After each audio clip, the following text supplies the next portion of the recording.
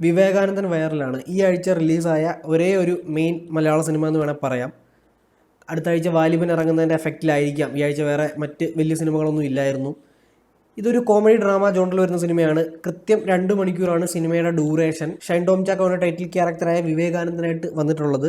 കുറേ പ്രാധാന്യമുള്ള സ്ത്രീ കഥാപാത്രങ്ങളുണ്ട് സിനിമയിൽ. ഗ്രേസ് ആൻ്റണി, മെറീന മൈക്കിൾ, സ്വാസിക, അൻഷ, പിന്നെ കണ്ണൂർ സ്ക്വാഡിലെ മറ്റേ റേപ്പ് ചെയ്യപ്പെട്ട കുട്ടി, ഇവരൊക്കെയാണ് ഫീമെയിൽ ക്യാരക്ടേഴ്സിൽ മെയിനായിട്ട് വരുന്നത്. കൂടാതെ നമുക്കറിയാവുന്ന ഒരുപാട് ആക്ടേഴ്സ് ഈ സിനിമയിൽ അഭിനയിച്ചിട്ടുണ്ട്. ജോണി ആൻ്റണി, മാലാ പാർവതി, ശരത് സഭ തുടങ്ങി നമുക്കറിയാവുന്ന ഒരുപാട് പേര്, സിദ്ധാർത്ഥ ശിവ, കുറേ പേര് കമലിൻ്റെ ഒരു പേരിലായിരിക്കും വന്നത്. ഈ സിനിമയെ പറ്റി പറയാനാണെങ്കിൽ പുരോഗമന സിനിമയാണ്, നമ്മളെല്ലാവരും കണ്ടിരിക്കേണ്ട ഒരു സിനിമയാണ്. കമൽ സാറാണ് ഈ സിനിമയുടെ സംവിധായകൻ. അതുകൊണ്ടാണ് ഈ സിനിമ ഇത്രയും വലുതാവുന്നത്. അദ്ദേഹം 4 വർഷത്തിന് ശേഷം തിരിച്ചെത്തിയിരിക്കുകയാണ്. What A comeback!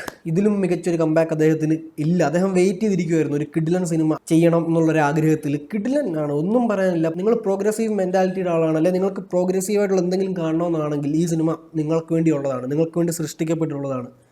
പ്രോഗ്രസീവായിട്ടുള്ള ക്യാരക്ടേഴ്സ്, എല്ലാ ക്യാരക്ടേഴ്സും അടിപൊളി പ്രോഗ്രസീവായിട്ടുള്ള കഥാപശ്ചാത്തലം, പ്രോഗ്രസീവായിട്ടുള്ള ഡയലോഗുകൾ, അത് നമ്മളിങ്ങനെ ഊട്ടി ഉറപ്പിച്ചുകൊണ്ടിരിക്കുകയാണ്. ഓരോ 2 മിനിറ്റ് കൂടുമ്പോഴും ഈ പ്രോഗ്രസീവായിട്ടുള്ള ഡയലോഗ്സ് ഇങ്ങനെ നമ്മളെ രോമാഞ്ചം കൊള്ളിപ്പിക്കുകയാണ്. പിന്നെ അൾട്ടിമേറ്റ്ലി പ്രോഗ്രസീവായിട്ടുള്ള മേക്കിംഗ് സൂപ്പർ. പുതിയൊരു ഇൻഡസ്ട്രി ആവാൻ കെൽപ്പുള്ളൊരു സിനിമയാണ് വിവേകാനന്ദൻ വൈറലാണ്. കമൽ സാർ വെറുതെ ഇത്രയും ബ്രേക്ക് എടുക്കില്ലല്ലോ. അദ്ദേഹത്തിൻ്റെ ബ്രേക്കിന് മുൻപത്തെ സിനിമകൾ ഞാൻ തിയേറ്ററിൽ പോയി കണ്ടുള്ളതാണ്. പ്രണയ മീനുകളുടെ കടൽ, അതും ടോപ്പ് സിനിമ. അതിനേക്കാളും കുറച്ചുകൂടെ ടോപ്പാണ് വിവേകാനന്ദൻ വൈറലാണ്. ഞാൻ ഇത്രയൊക്കെ പറഞ്ഞത് സീരിയസ് ആയിട്ടാണെന്ന് നിങ്ങൾ വിചാരിക്കുന്നുണ്ടെങ്കിൽ ഇതിൽ ഷൈൻ ടോമിൻ്റെ വിവേകാനന്ദൻ്റെ അനിയൻ്റെ ക്യാരക്ടറുണ്ട് സച്ചിദാനന്ദൻ. പുള്ളിയേക്കാളും മണ്ടന്മാരാണ് നിങ്ങൾ.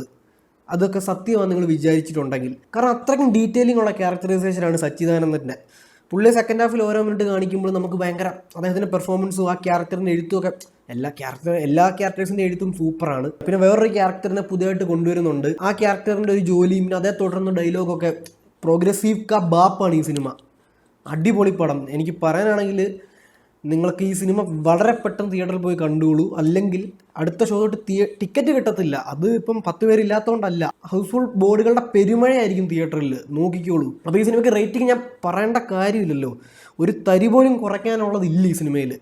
മനസ്സിലായില്ല, അത്രയ്ക്കും മുകളിൽ നിൽക്കുന്ന ഒരു സിനിമയാണ് വിവേകാനന്ദൻ വൈറലാണ്.